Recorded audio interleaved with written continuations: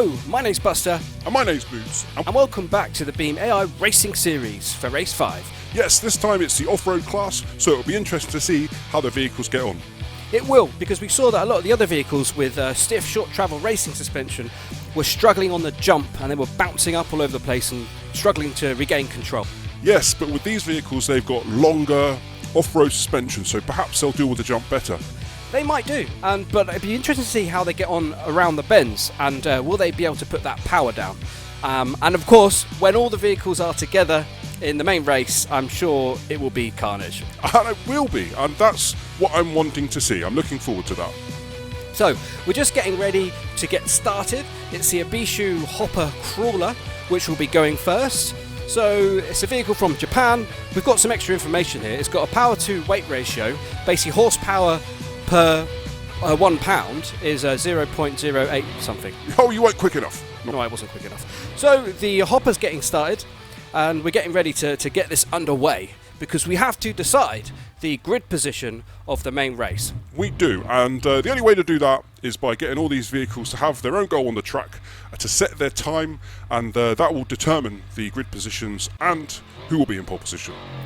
Yes, now it's going to be interesting to see how the hopper gets on because it's got long travel and quite soft suspension. So, yeah, I don't know. I'm looking forward to seeing how it gets on.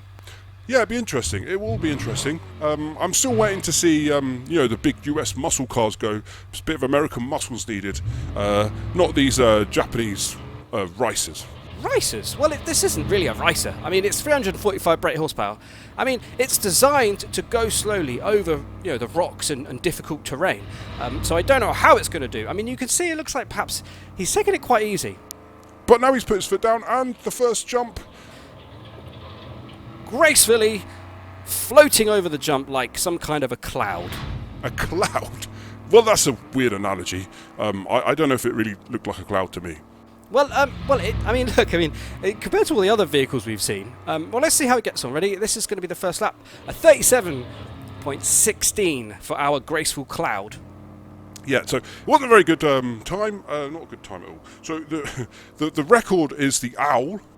Are you okay? No, I haven't hurt myself. It's just the name of the car. Oh, right, okay. So, nice jump there by the hopper. But the Owl currently has the track record of 26:04. That is a very quick time, isn't it? So I don't know if any of these vehicles are going to get close to that. Okay, so the hopper's finishing its second lap, where we get to see the time is 33:43. Pole position. Well, yeah, that's only because it's the only car that's run. I don't know if it's going to keep its position at number 1 at the moment. Well, yeah, very true. So it's the only car that's run. There's plenty more to go. Okay, what's he up to? Oh, okay, fine. A little bit of a display. So he's just showing us what his vehicle can do. A little bit of, it's not rock crawling, is it? It's ramp crawling, kind of. So it doesn't like his diffs are locked. I mean, it doesn't like he needs them locked so far. I don't know whether that would make much difference, like on the actual race, but it makes a hell of a difference off-road. Just in case you get stuck. Well, yeah, because without the lock diff, all that power gets transferred to the wheel with basically no grip, so it means you go nowhere. Yeah, that's true. That's true. Where's he going now? Okay, so the hopper's going off on some tangent. Oh dear. Fair enough. So that was a little display by the Ibishu Hopper Crawler. Okay, we're next for the next vehicle. Hey, Buster, you did the graphics and you missed out the word Covet. Oh, I did, didn't I? So the power to weight ratio 0.0, I think that was 894. I think that was slightly more actually than the hopper. Yep, so the Covet has 199 brake horsepower. Oh dear, I think there was a bit of contact there when the when the Covet pulled away. I think he knocked the Hoppet. Hoppet? Hoppet? Where are you? Where's your head? Okay, no, okay. Anyway, forget I said that. So we're back. Okay, so for the next vehicle number 2, which is the Rally Covet. So it's slightly raised, isn't it? So it is, I suppose, classed as off-road. Yeah, it's true. I think we had to make up the numbers, so there's a couple of extra vehicles that aren't necessarily kind of off-road. But it's the Rally, it's a rally, so yeah, whatever. So it's slightly, you can see it's slightly raised. Oh, look at the jump! Oh, but he bounces all over the place. You can see it's jacked up a little bit because it's the gravel version of the rally car. Yes, so it's the Covet again.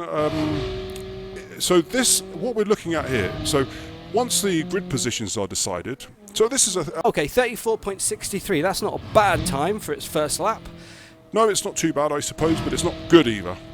Okay, well, I'm sure the second lap will be a bit quicker because it's like a rolling lap. Yes, so what I was saying, so once we decide grid positions, we'll do the race, and then the elimination style heats 1 through 7, and the last vehicle remaining will go ahead and join the Street Covet, the D15 drag truck, the police FCV, and the downforce van. Okay, a slight improvement. That's a 30. Whoa! She fell over. Oh, yeah, that's your catchphrase. Yeah, it is, and I copyrighted it. Alright, so now for some American muscle. The Gavril D15 off-road, 462 brake horsepower, with a power-to-weight ratio of 0.0847. So that's basically horsepower per pound. That's what we did the calculation on. Yes, it's interesting to see. Okay, off goes the D15. You can see that suspension has got quite a lot of travel, so I'm sure that the jump will be no problem at all. No, I don't think it will be. But again, I mean, so far these vehicles have had a sort of a similar power to weight ratio, but so far the handling of the Covet has got it round the track quite quick, well, quicker than the Hopper.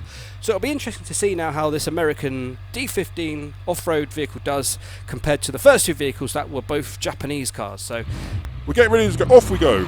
So yeah, you can see all that travel. Oh goodness, this thing does sound good. I think, yeah, I'm not sure about the paint scheme. But, yes, but it does sound good. Why don't you like the paint scheme? I don't know, it looks like some kind of hippie tiger colour, doesn't it? What, does it? Well, okay. Oh, interesting analysation, I suppose. Yes, I am a professional. A professional of what? Everything. Commentary. Better than you anyway. Oh, thanks. Anyway, so we're moving on for the first lap of the D15 off-road and a 35.73, and you can see the Covet on its side still. Who is going to collect the Covet? I don't know, but maybe one of the other vehicles will be kind enough to try to help get the Covet back on his wheels. Whoa! Beautiful jump by the D15 and lands perfectly, so no issues at all. So, but I am looking forward to seeing what kind of carnage ensues when we have literally all of the cars for that first heat on the track at the same time. It will be very interesting. Okay, through for the last lap, 32.57. So that now means that the D15 has the best time and is in pole position. Yes, but that's only three vehicles we've had so far. Wait, no. What are you talking about? No, the Ibishu Covet got a 30.60. Please pay attention. Oh yes, sorry. Oops. Anyway, so the D15 will be second place. So Covet has pole position. Oh dear. Okay, so as we said, we've got a replay now. So here's the D15 trying to help the Covet get back onto its wheels, but I think that was a bit overzealous of him. Yes, but I think the Covet needed that anyway. I think it deserved it. What is it with you and the Covet? For some reason, you don't seem to like the Covet. Did you, you probably were involved some way or another. Did you try and get the D15 to do that? Nope, I was not involved. Not this time. Okay, fair enough. So you can see the D15 has no damage at all. I mean, that thing is built to last. It is, isn't it? I mean, that thing is quite a machine, and I think the D15 has a good chance. There you go. It almost looks like a Covet Ute from some angles. Well, it does. Now it's ready for the scrapyard. Wait, no. Oh, hello. Oh, okay. A little bit of a knock there, as is to say, yeah, thanks for nothing. So anyway, as the Covet Ute reverses back into place. So, okay.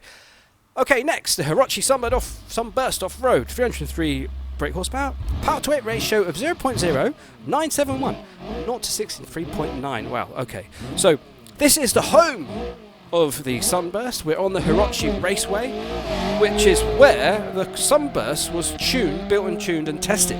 Oh my goodness, look at that. Oh my goodness, Okay, I feel dizzy just looking at that. Yeah, I know, me as well, actually. So that, 10 out of 10 for donuts. Absolutely. This thing is a beast. So as I was saying, this thing was built and tuned here at the Hirochi Raceway. Beautiful driving. Look at that. Ready now to get up onto the starting position. I think that's like is that like a a Hindi 11. I think that's like writings in Hindi. I think that looks like. Maybe. I mean, I'm not sure. But we're going. Okay, so the What are you? Where are you today? I don't know, but I'm trying my best. So anyway, the sunburst has started, and I expect good things from the sunburst, because we had quite a crazy start from the sunburst. Oh, and a nice jump, following those beautiful donuts. Yeah, and so this is nice. It looks good. It's so the off-road sunburst has been jacked up a bit. Nice big wheels, but a lot of power and good power to weight ratio. Okay, the first lap lands perfectly, no issue there. The first lap 33.53, so 33 seconds, 0.53. That's a good lap, and one of the best first laps, I believe. But yeah, look, I mean, the jumps, no issues at all for this thing. I'm expecting good things. So, I mean, is your money on the D15 then? Yeah, I think so. It's got to be the D15 for me. I think it performed well, and it's a big, strong, powerful machine. I think it's going to do well.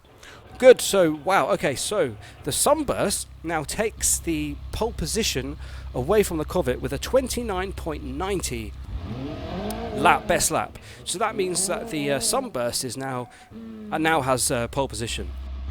Won't be for long. I'm sure some of our big, powerful American cars will take that time away from it. Oh, look at that. Nice driving by the sunburst driver. That vehicle, I think we've got to expect good things from the sunburst. Well, we'll wait and see. The main race will be interesting, but we'll have to wait and see what happens. Okay, so it looks like next we've got a nice, an interesting vehicle. We've got the Gavril Grand Marshal Gambler. Okay, so this has a power to weight ratio of 0.157, which is the best power to weight ratio, I think, of all of these vehicles. So I'm expecting good things from the Gambler. Me too. I think it's going to do a good job. Almost 650 brake horsepower, and it's extremely light, as it's had half the body cut away, so it's a ute type shape. And super extended axles, for a reason I can't fathom, but it looks good. It definitely looks good. It's one of the best looking cars, I think. It does look great. No, I have to agree with you. It looks awesome. Oh dear, what's happening? Okay, so we're off to a very slow start. I'm not sure what's going on. Come on, get going. Come on, I called a taxi, and I'm waiting for it. Good. Okay, so all of a sudden, I don't know if that was some kind of issues with the gears. I don't know, but after the slow start, the power definitely went down.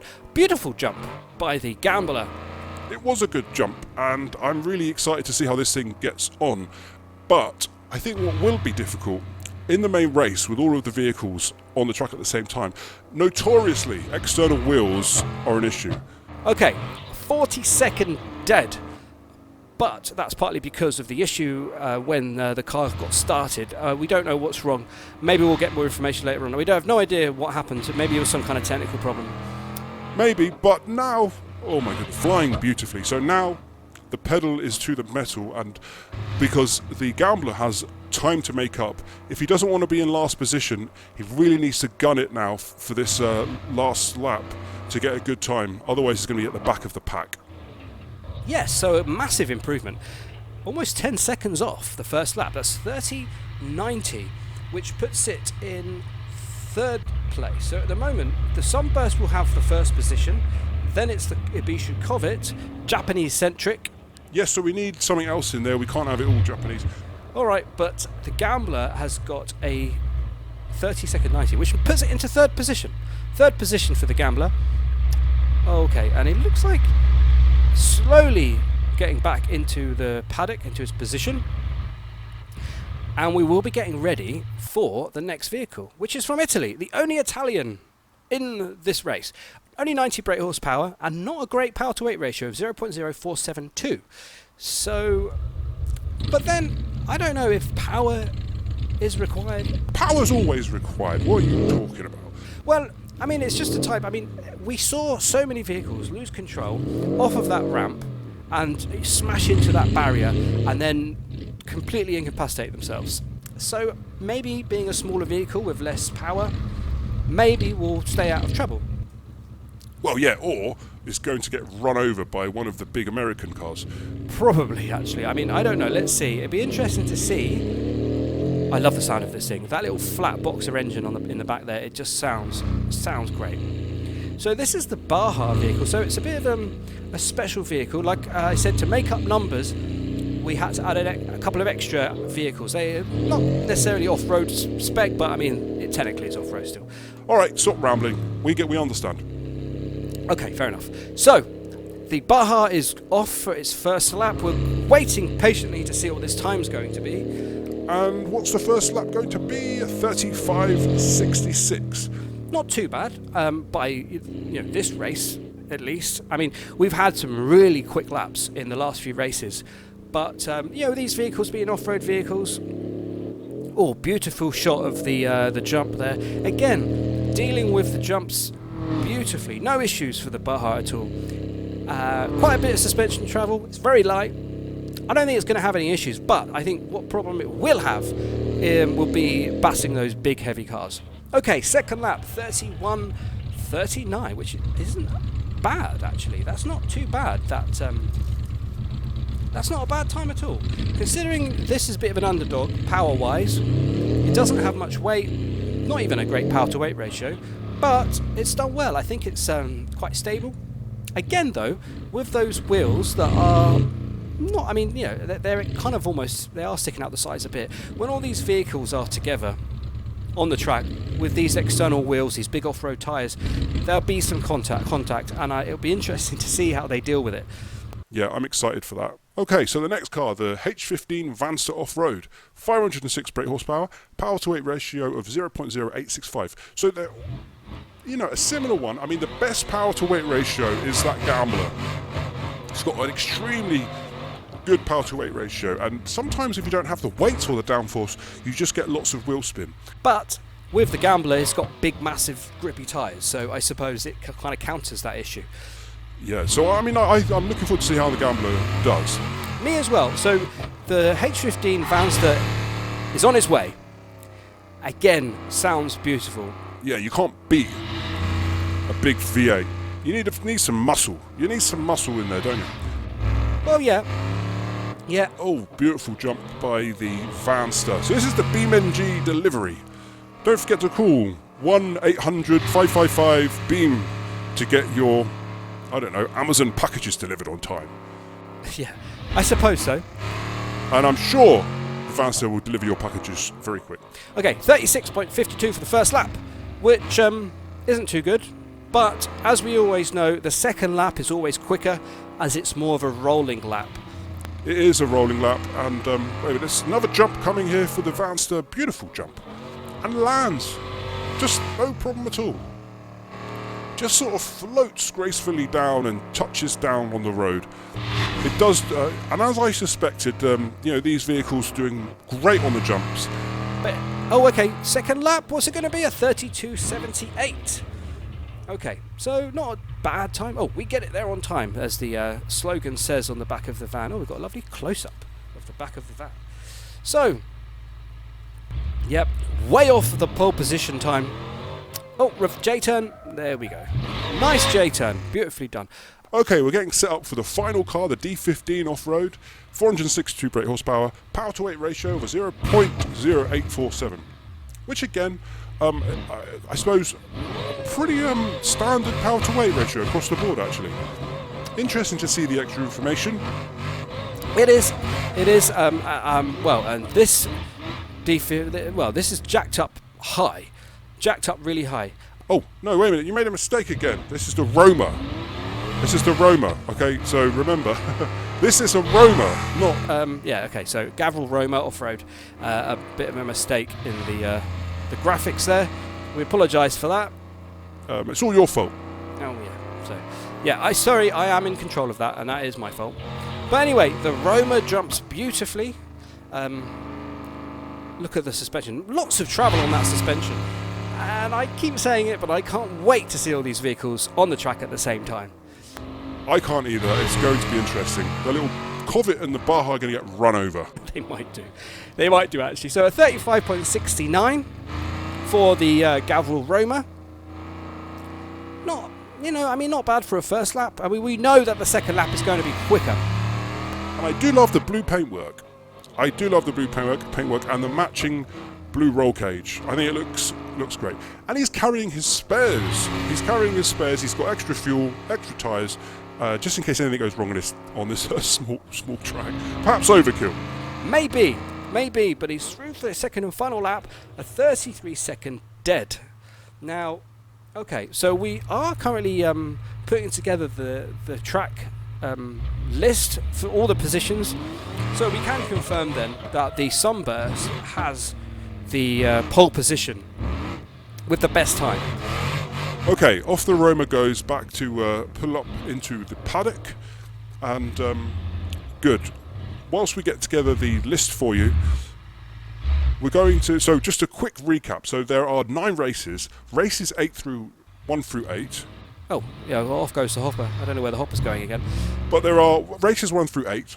The winner of each of those races 1 through 8... Oh, okay, another demonstration by the Hopper. We'll go through to the finale in race 9. So that would be interesting. Okay, a little bit of... okay.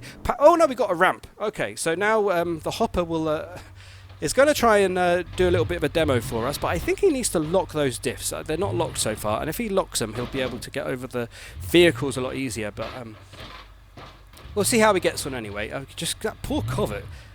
Yes, the Covet's being flattened. Goodbye, Covet. The Covet's bumper's come off. Oh, dear. Oh, no. Okay, but now he's on the D15. Almost made it. Almost made it. He was trying to get from all the way across all the vehicles. Here we go again. Bang. Okay. Oh, dear. The Sunburst fog lights have fallen off and appear to be stuck on the Hopper. Oh, dear. Oh, dear. So anyway... So race 9 so far, we need to decide who... Oh, nice jump, and he clears it! Beautifully done, but he rolls. So, tell us then, who is currently in race 9? Okay, so far, the Street Covet, the D15 Drag, the Downforce Van, and the Police FCV are currently in race 9. Good, so we need to decide then, in the main race, who is going to go through to join those cars. It's going to be interesting, so I do hope you stay tuned. We will be back with the main race very, very soon, and I look forward to seeing you then. Please join us as we see all of these vehicles doing their thing all together. It's going to be very interesting to see, and I'm sure it's going to be extremely crazy. I think so too. I mean, I'm looking for... I think the D15's got it for me. What about for you, Buster? What's your favourite vehicle? Well, I have to say, I think... Well, I'm interested to see how the Hopper does, but I'm also... I've got my money on the Sunburst. Okay, so for the main race, the Hirochi Sunburst is in pole position, the Covet's in second, the Grand Marshal Gamblers in third, the Piccolina Baja is in fourth place, the Gavril D15 in fifth, the Gavril H15 in sixth, the Gavril Roamer, we got the name right this time, in 7th, and the Gavril Hopper will be 8th. We'll see you in the next one.